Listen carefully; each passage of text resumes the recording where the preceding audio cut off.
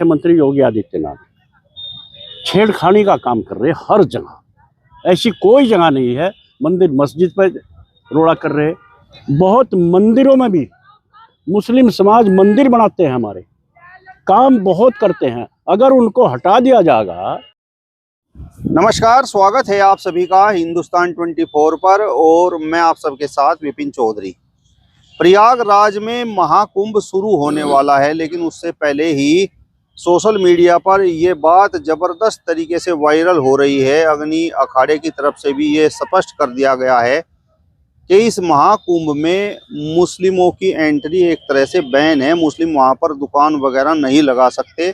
और अग्नि अखाड़े ने तो यहाँ श्रद्धालुओं से ये भी अपील की है कि आप जिस गाड़ी में बैठकर आएँ तो ये देख लें कि उसका ड्राइवर कोई मुस्लिम तो नहीं है।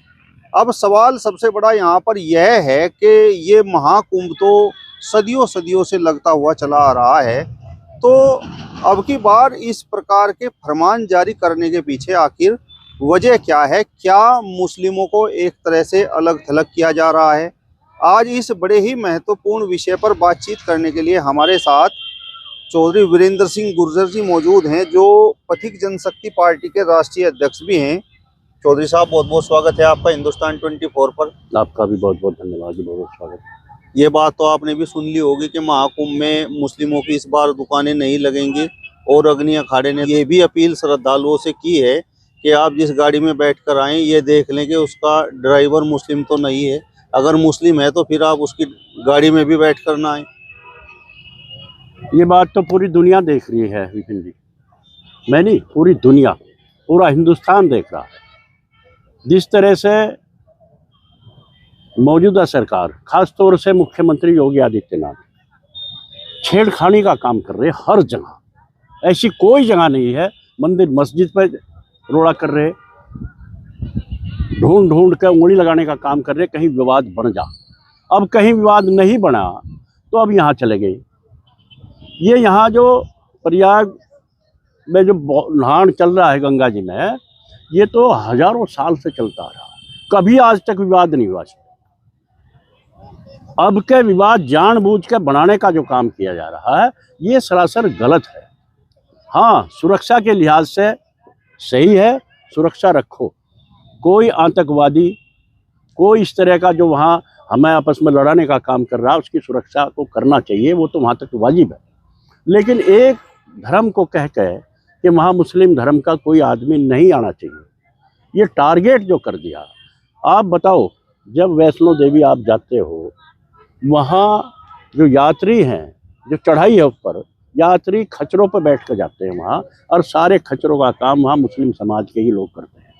उनकी देखभाल भी करते हैं, सुरक्षा भी करते हैं, और वो लेकर जाते हैं। उनको क्यों नहीं हटाया जाता? जितनी कावड़ यात्रा चलती है, मुस्लिम समाज के कारीगर उसको करते हैं।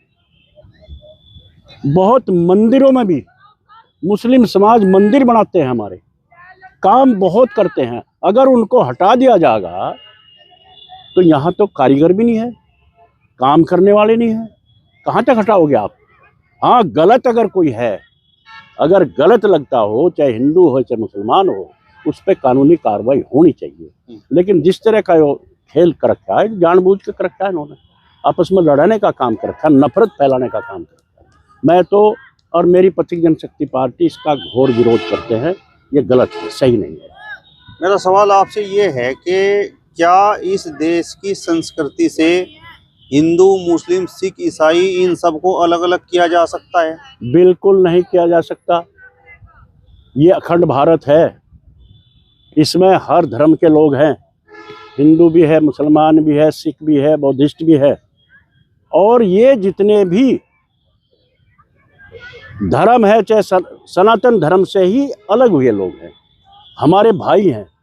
आप उनका खून निकलवा कर देखो, सब एक हैं, सबका डीएनए एक है हमारे, वो सब हमारे भाई हैं, सभी एक हैं। ये पद्धति है धर्म को अपनाने की, अलग अलग तरीके से सब कर रहे हैं, तो इसमें कोई गलत नहीं है।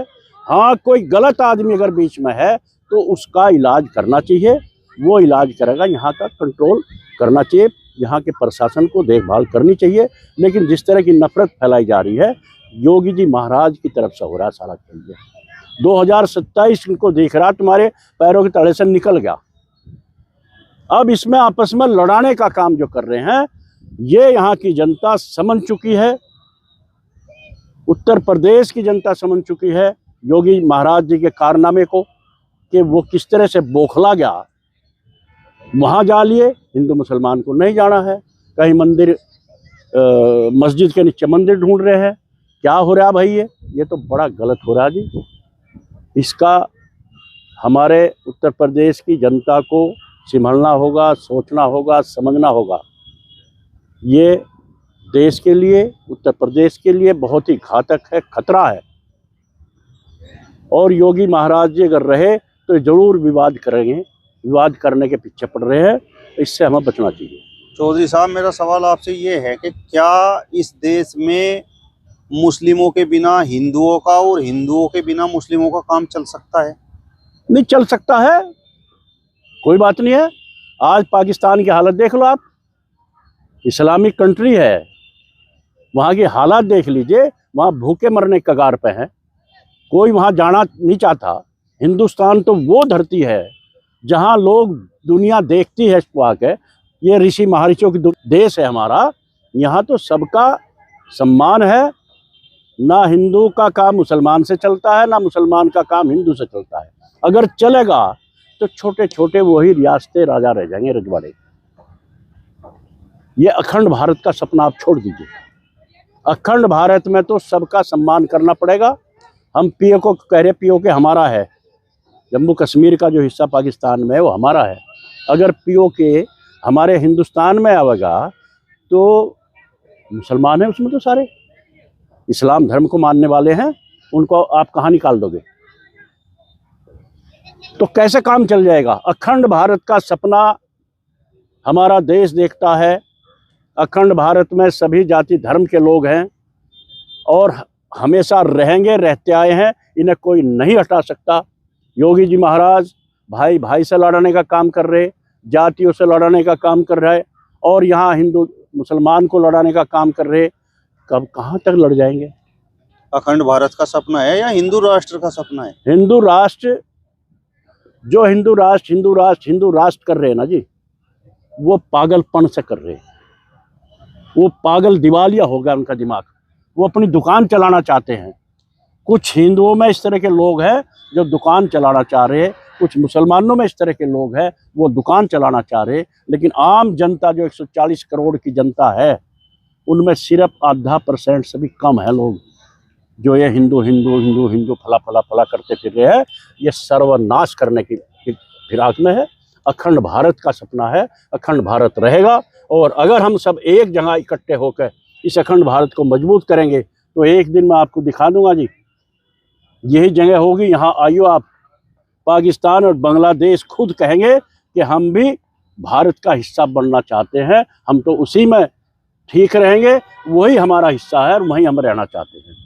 जिस तरीके से ये बैन लगा है, जिस तरीके से मनाही की गई है, हालांकि सरकार की तरफ से तो ऐसा कुछ नहीं हुआ, वहाँ पर जो अखाड़े हैं उनकी तरफ से इस प्रकार के ये बयान वगैरह सामने आए हैं, तो उन लोगों का कहना ये है कि मुस्लिम समाज के लोग खाने में थूकते हैं, इसलिए इनकी दुकानें वगैरह यहाँ पर नहीं हैं। और ये बड़ा पवित्र एक तरह से स्नान है, तो ये एक तरह से खंडित होने की संभावना है। और इस प्रकार के वीडियोस भी आपने देखे होंगे कि वो सोशल मीडिया पर वायरल भी हुए हैं। सब मैंने देख लिए है, वो सब का सब काम एक योजनाबद्ध तरीके से हो रहा है। योजनाबद्ध तरीके से काम चल रहा है, आपस में लड़ाने का काम चल रहा है। और मैं आपको बता दूं, मेरा गांव मिर्गपुर है। हुक्का, बीड़ी, शराब, शिकार, लहसुन, प्याज 500 साल से नहीं करते, लेकिन हिंदुस्तान का 90% हिंदू मांस का सेवन करता है। और जो कूद रहे ना वहाँ, इस तरह की बात कर रहे हैं वहाँ कि वो इस तरह के आएंगे लोग, यहाँ वो करेंगे। बहुत ज़्यादा मठों में, मंदिरों में वहाँ मीट का प्रसाद चढ़ा जा रहा, वहाँ बलि देने का काम किया जा रहा। उसको क्या कहेंगे आप? उसको हटाइए, उसको बंद करिए ना, तब आप बात करिए अगली। ये बात गलत है। वहाँ सुरक्षा है, वहाँ पुलिस भी है, प्रशासन है, सब वहाँ प्रबंध है। अगर इस तरह का कोई आदमी होगा तो उसका काम है उसको रोकने का, ना कि उन महात्माओं का, उन महतों का। उन्हें तो वहाँ अपना स्नान करना है, भगवान की पूजा करनी है, ये काम करना चाहिए। इसके विवाद में जो बोल रहा ना जी, वो योगी आदित्यनाथ महाराज जी के योजना के तरीके से बोल रहा है। मुसलमान आतंकवादी होते हैं, उन लोगों का ये भी कहना है। ठीक है, मुसलमान आतंकवादी हैं। केंद्र में सरकार भारतीय जनता पार्टी की है, उत्तर प्रदेश में भारतीय जनता पार्टी की है, पूरा तीसरी योजना है। तो मुसलमानों को निकाल दीजिए आप इनसे, आतंकवादी है तो उनकी नागरिकता खत्म कर दीजिए, करें ना। फिर क्यों बसा रखे उनको, क्यों मंत्री बना रखे भारतीय जनता पार्टी ने? मुसलमानों को क्यों मंत्री बना रखे? उनको सबकी नागरिकता खत्म कर दे, इनमें दम है तो। मस्जिदों पर बैन लगा दे, उनमें हिम्मत है तो। उनके मुसलमान के टोपी पहनने पर बैन लगा दे, अगर उनमें हिम्मत है। करके तो देखो चीन की तरह से। उनमें हिम्मत नहीं, उनका जीगर इतना है छोटा सा, ये सिर्फ लड़ने का काम कर रहे हैं। अगर उनमें ताकत है तो नागरिकता खत्म कर दें, करके दिखाओ मुसलमानों की, यहाँ से निकाल दें। यहाँ आज रोहिंग्या मुसलमान, यहाँ बांग्लादेशी मुसलमान, यहाँ सारे तो यहाँ बसा रखे। कौन बसा रहा? केंद्र सरकार किसकी है?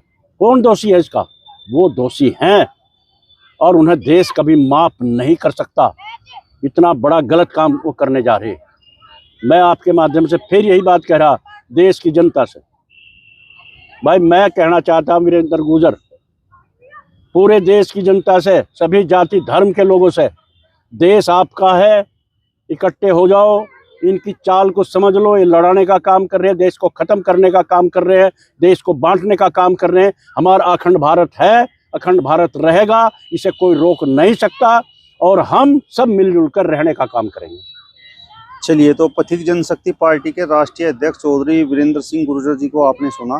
फिलहाल इस वीडियो में बस इतना ही। अगली वीडियो में फिर आपसे मुलाकात होगी, तब तक बने रहिए हिंदुस्तान 24 के साथ। नमस्कार।